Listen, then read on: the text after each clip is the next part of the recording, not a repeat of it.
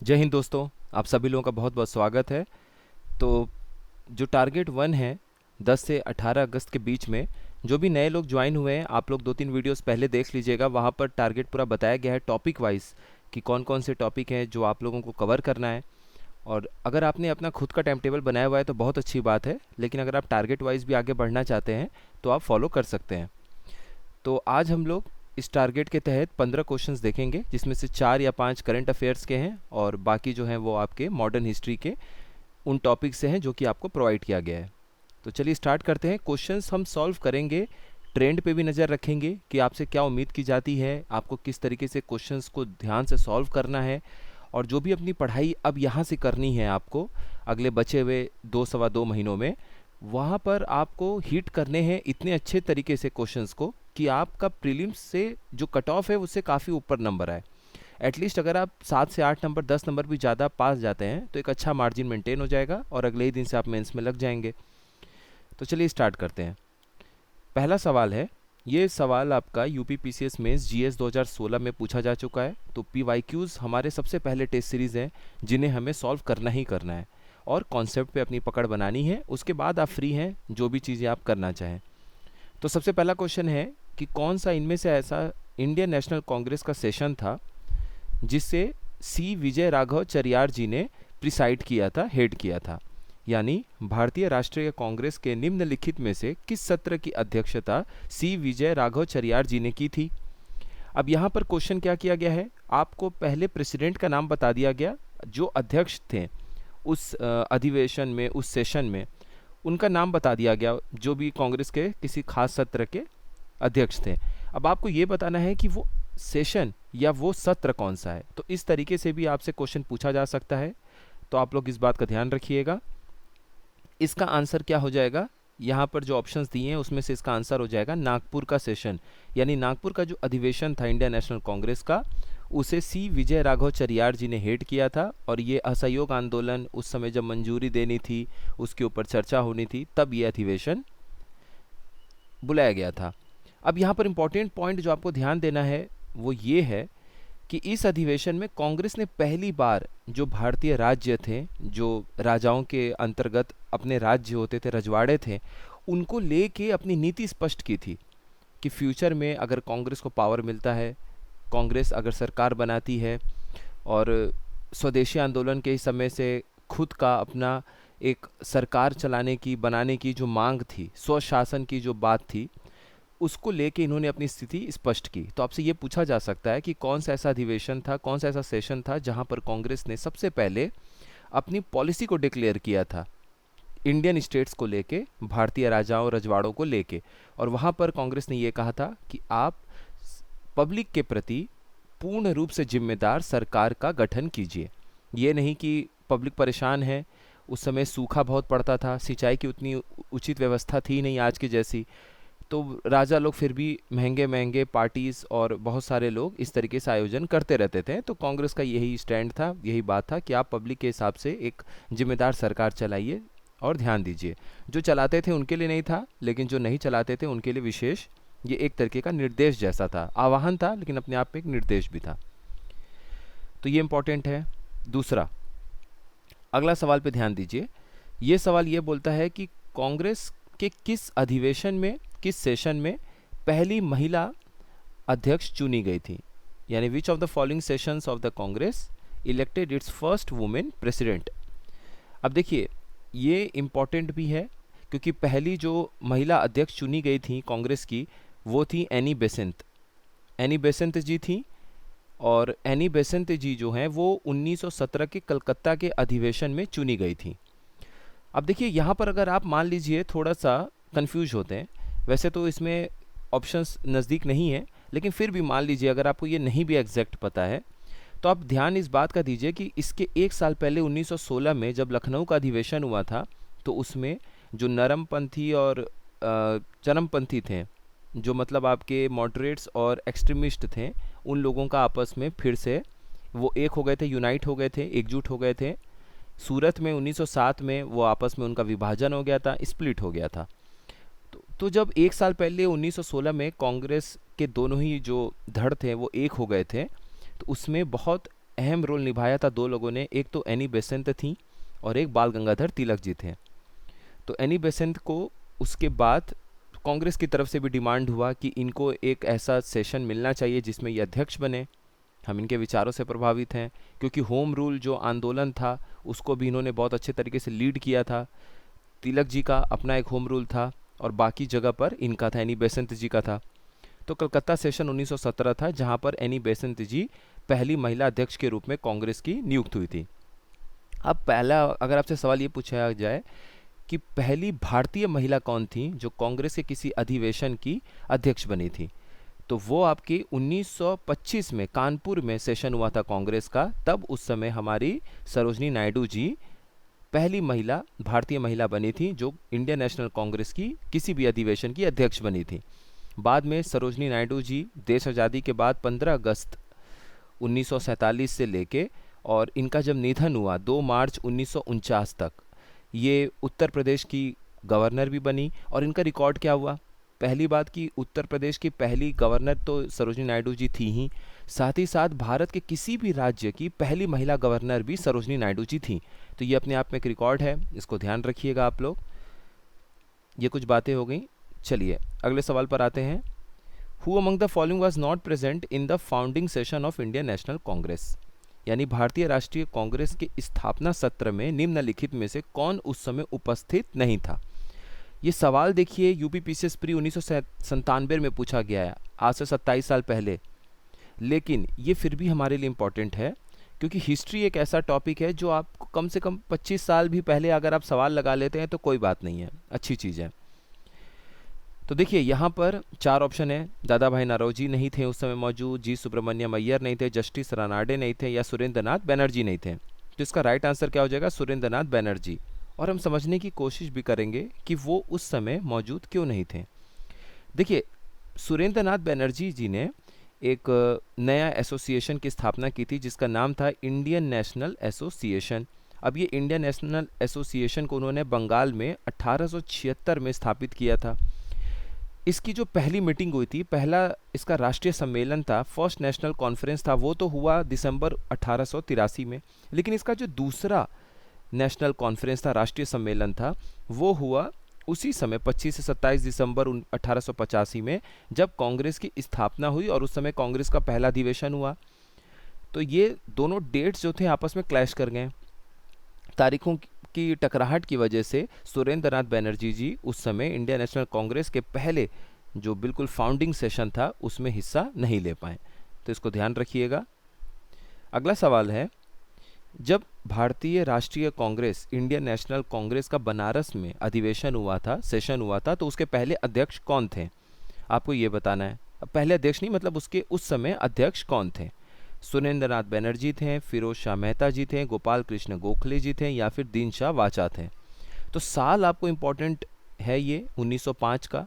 1905 में बंगाल का विभाजन हुआ था 16 अक्टूबर को, अनाउंस तो पहले ही हो गया था। 16 अक्टूबर को 1905 में बंगाल का विभाजन कर दिया गया और उसी के 2-2.5 महीने के बाद दिसंबर के आखिरी में 1905 में बनारस में सेशन बुलाया गया इंडियन नेशनल कांग्रेस का। तो जाहिर सी बात है कि जो बॉयकॉट आंदोलन था, जो बहिष्कार आंदोलन था कि जो ब्रिटिश के सामान हैं, उनके गुड्स हैं, उनका हमें बहिष्कार करना है, उन्होंने हमारे बंगाल का विभाजन कर दिया, तो हम एक हैं, ये संदेश देना है और उनके किसी भी सामान को हम बहिष्कार करते हैं।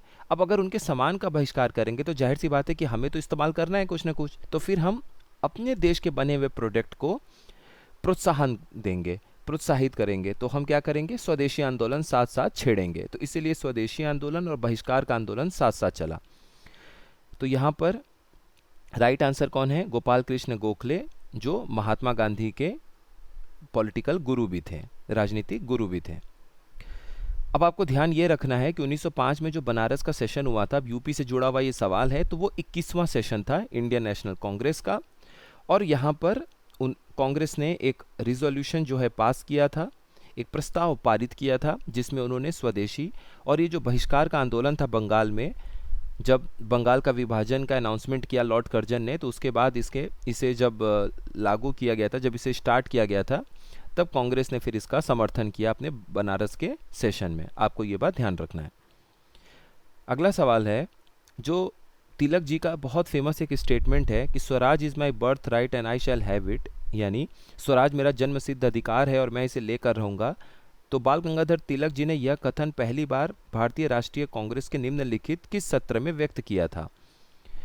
आपके सामने चार ऑप्शन हैं, तो इसका राइट आंसर क्या हो जाएगा? डी, लखनऊ का जो सेशन हुआ था 1916 में, उसमें इन्होंने ये बात कही थी।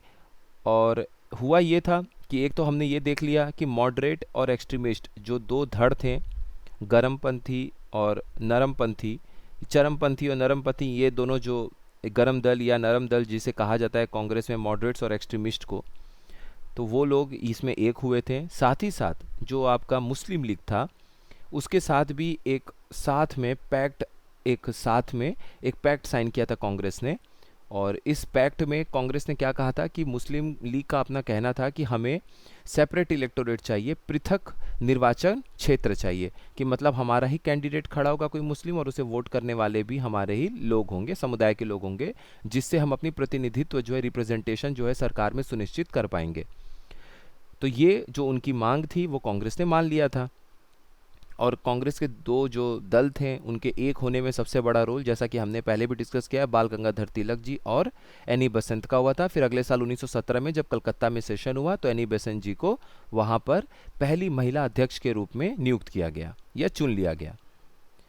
अब देखिए यहाँ जो सबसे इंपॉर्टेंट पॉइंट है वो आपको ध्यान रखना है, क्योंकि इस पर भी अलग से सवाल पूछा जा चुका है। महात्मा गांधी जी तो 1915 में वापस आ गए थे, 9 जनवरी 1915 में। और इसी 9 जनवरी 1915 में जब वो वापस आए थे दक्षिण अफ्रीका में 20 साल बिताने के बाद, तभी से हम लोग, मतलब तभी वो डेट था 9 जनवरी जब हम लोग प्रवासी सम्मेलन मनाते हैं, प्रवासी भारतीय दिवस मनाते हैं, क्योंकि हमारे सबसे बड़े प्रवासी महात्मा गांधी जी 9 जनवरी 1915 को वापस आए थे। तो उनके आने के एक साल के बाद ये अधिवेशन हुआ, तो उस अधिवेशन में वो शामिल हुए। और ये पहला ऐसा कांग्रेस का कोई सेशन था, पहला कोई कांग्रेस का ऐसा सत्र था जिसे महात्मा गांधी जी ने साउथ अफ्रीका से आने के बाद अटेंड किया था। तो इस बात को आप लोग ध्यान रखना है, वो शामिल हुए थे इस सत्र में, और ये पहला सत्र था कांग्रेस का जिसमें महात्मा गांधी जी शामिल हुए थे। अगली लाइन, अगला एक क्वेश्चन है, और ये क्वेश्चन स्टेटमेंट है, ऐसे स्टेटमेंट वाले सवाल पूछे जाते हैं, तो आपको ये ध्यान रखना है। इनमें से जो ऑप्शन दिया हुआ है आपको ये बताना है किसने ऐसी बात कही कि kings are made for public and public is not made for king, यानी राजा जो है वो जनता के लिए बने होते हैं, जनता राजा के लिए नहीं बना होता है। तो ये बात किसने कही? तो ये बात कही दादा भाई नारोजी जी ने। और दादा भाई नारोजी सबसे इम्पोर्टेंट एक फ्रीडम फाइटर में से एक हैं अपने देश के। इनकी बहुत सारी बातें हैं जो एग्जामिनेशन में स्टेटमेंट के रूप में, क्वेश्चन के रूप में पूछी जाती है, तो हम काफ़ी कुछ देखेंगे इस बार। देखिए सबसे इम्पॉर्टेंट जो लाइन है वो आप ध्यान रखिए इनकी। ये तो सबको पता है कि पॉवर्टी और अन ब्रिटिश रूल जो है वो इन्होंने ही लिखी थी 1901 में, इस बात को ध्यान रखिएगा। दूसरी चीज़, ये पहले ऐसे भारतीय थे जो ब्रिटेन के पार्लियामेंट के एमपी बने थे। तो ये अपने आप में बड़ा अनोखा रिकॉर्ड है कि वह ब्रिटिश संसद के सदस्य चुने जाने वाले पहले भारतीय थे। और 1892 में वो सांसद बने थे ब्रिटेन में। और वो किसके टिकट पे बने थे? लिबरल पार्टी के टिकट पे बने थे। तो ऑप्शन में कभी कभी क्या करता है सब लोग कि कंजर्वेटिव पार्टी लिख देते हैं, तो कंजर्वेटिव पार्टी नहीं है, लिबरल पार्टी के टिकट पे वो चुनाव लड़के जीते थे, इस बात को ध्यान रखिएगा। अब इस क्वेश्चन को देखिए, ये क्वेश्चन स्टेटमेंट है, 4 इसमें स्टेटमेंट है। अब इस तरह के क्वेश्चन कभी भी आपको एग्जाम में आएंगे तो आपको कैसे अप्रोच करना है। दादा भाई नौरोजी के ऊपर ये स्टेटमेंट है 4, आपको ये बताना है कि कौन सा सही नहीं है।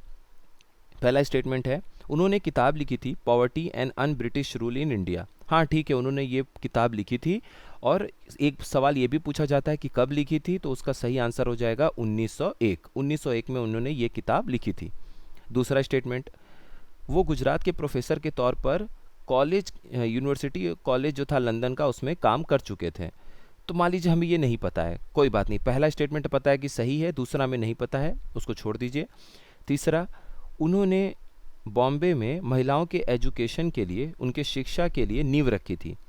अब देखिए ये भी हमें नहीं पता एग्जैक्ट, ये हो भी सकता है, पॉजिटिव चीज़ है, वो सोचे भी होंगे, तो ये हो सकता है।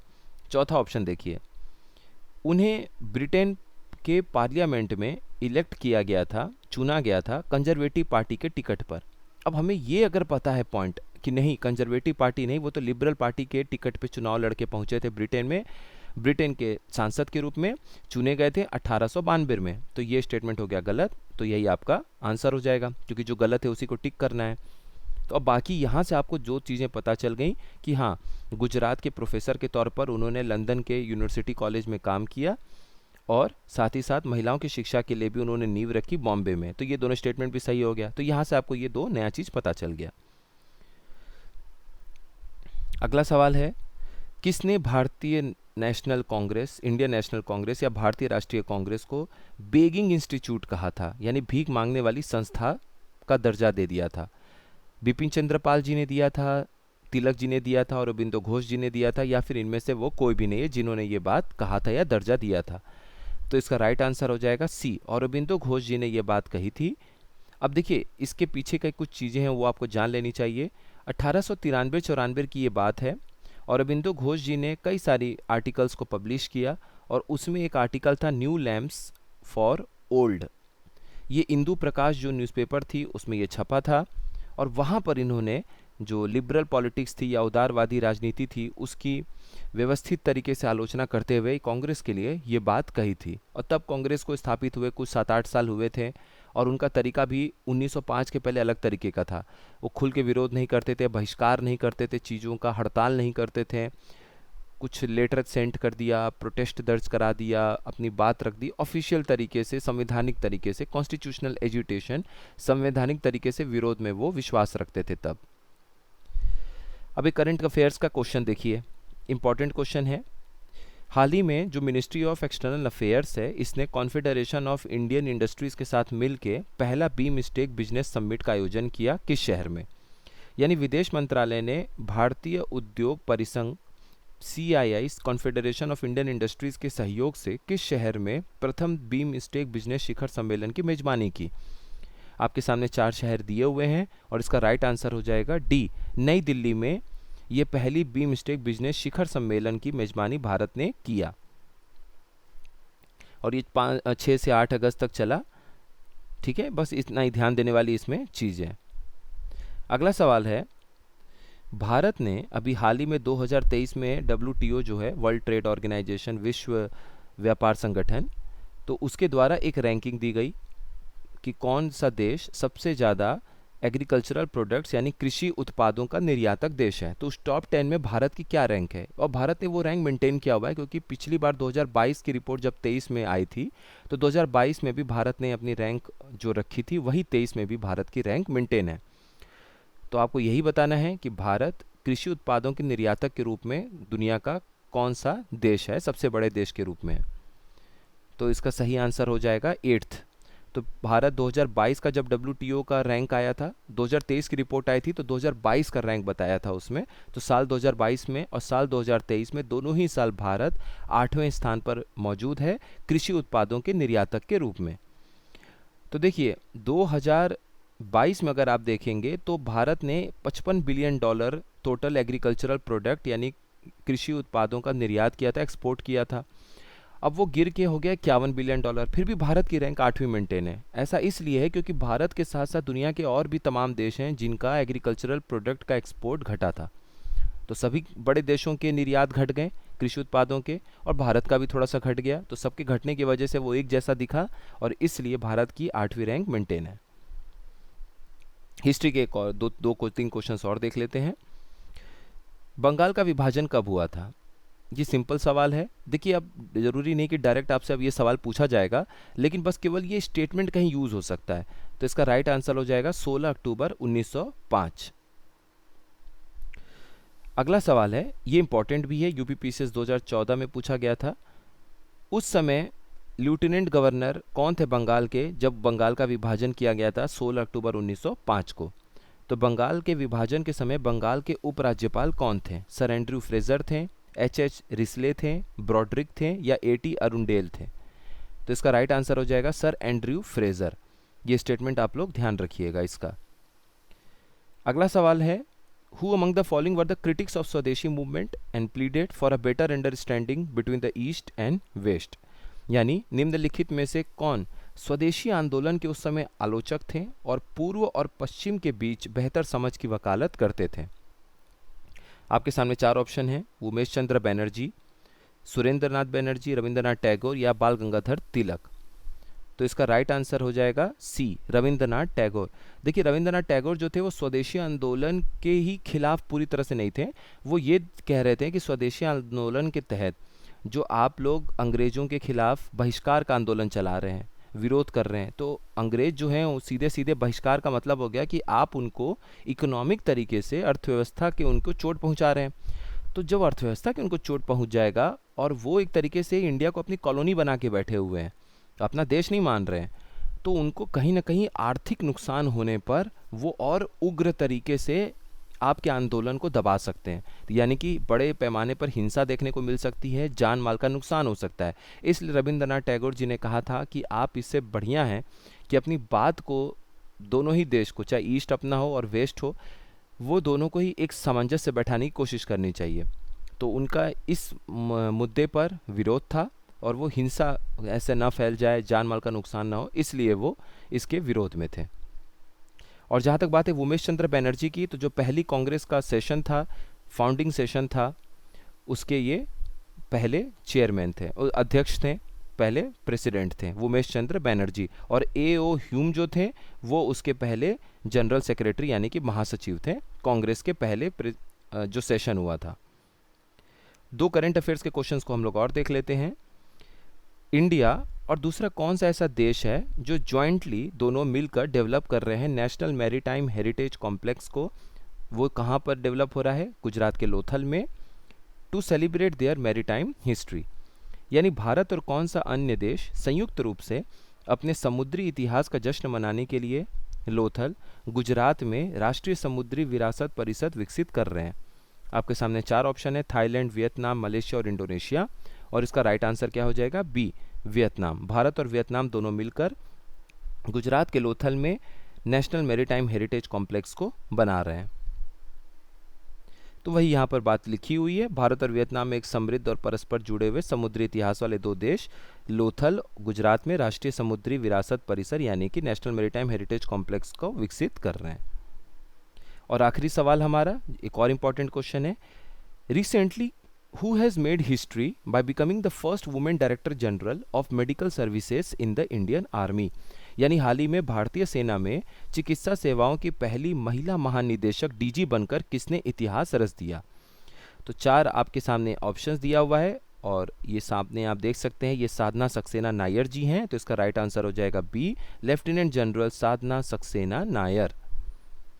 और लेफ्टिनेंट जनरल साधना सक्सेना नायर पहली महिला डीजी मेडिकल सर्विसेज सेना की बनी हैं। ये लेफ्टिनेंट जनरल साधना नायर जी 1 अगस्त 2024 को महानिदेशक मेडिकल सर्विसेज का पद संभाला इन्होंने, और इस प्रतिष्ठित पद पर नियुक्त होने वाली पहली महिला वो बन चुकी हैं। तो यहाँ तक अपना आज का रिवीजन कंप्लीट होता है। आप लोग टारगेट वाइज ज्योग्राफी और हिस्ट्री जो चल रहा है उसको करते रहिएगा। अगला जो हमारा वीक होगा टारगेट का, उसमें अब मैप भी हम शुरू करेंगे और साइंस भी थोड़ा थोड़ा हम अपना स्टार्ट करेंगे पढ़ना। तो इस तरीके से हम लोग रिवीजन करते चलेंगे। करंट अफेयर्स भी अब आप लोगों को मिलेगा, पिछले बहुत सारे टॉपिक के अभी बचे हुए हैं। और कोई क्वेरी हो आपकी, कोई भी चीज़ पूछना हो, किसी भी टॉपिक पे आपको कुछ समझना हो, तो ज़रूर लिखिएगा कमेंट बॉक्स में। आप सभी लोगों का बहुत बहुत स्वागत।